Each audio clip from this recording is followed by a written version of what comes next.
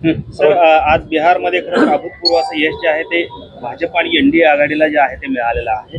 आपण जल्लोष केला, काय सांगाल, कशा पद्धतीने विश्लेषण कराल या सगळ्या? मी सुरुवातीला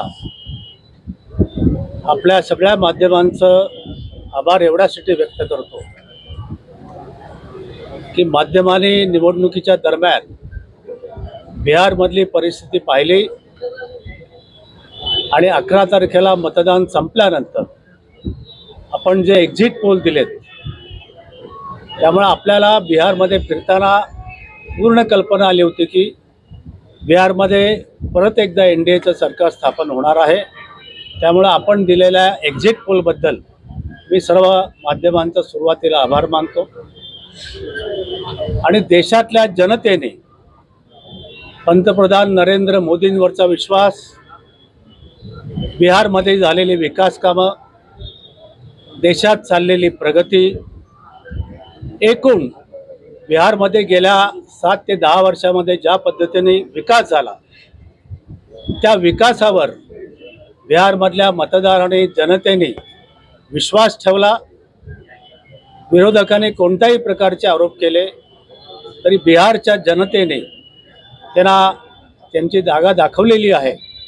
त्यामुळे असे आरोप करणं किती उचित आहे याचा विचार विरोधक यापुढे करतील आणि त्यामुळे बिहारच्या जनतेने बिहारचा अजून विकास व्हावा, विकासाला अनेक गती मिळावी यासाठी एनडीएला प्रचंड बहुमत दिलेलं आहे। किंबहुना बहुमताकडे एनडीएची वाटचाल चाललेली आहे।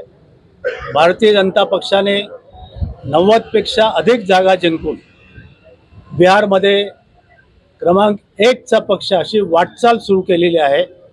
त्यानंतर मुख्यमंत्री नितीश कुमारांच्या नेतृत्वात जनता दल युनायटेड या पक्षाची वाटचाल सुरू आहे आणि आत्ता आपण जे माध्यमावर निकाल पाहतोय साधारणपणे 35 ते 40च्या आसपास राष्ट्रीय गठबंधनाला जागा मिळतील अशा प्रकारचं चित्र आपण माध्यमासकडे दाखवत आहे। त्यामुळं या देशातल्या जनतेने, बिहारच्या जनतेने एकूणच बिहारमधलं जंगलराज संपून टाकायचं ठरवलं होतं आणि विकासावर मतदान करायचं ठरवलं होतं। त्यामुळं तिथल्या जनतेने, तिथल्या मतदारांनी महाराष्ट्राप्रमाणेच बिहारमध्ये एनडीएला घवघवीत यश दिलेलं आहे।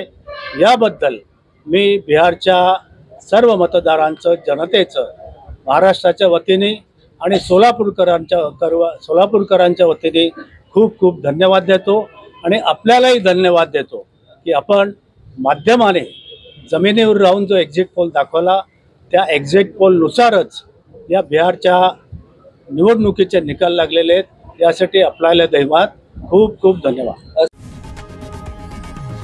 लोकशाही मराठी ऐका, पहा, जागरूक रहा।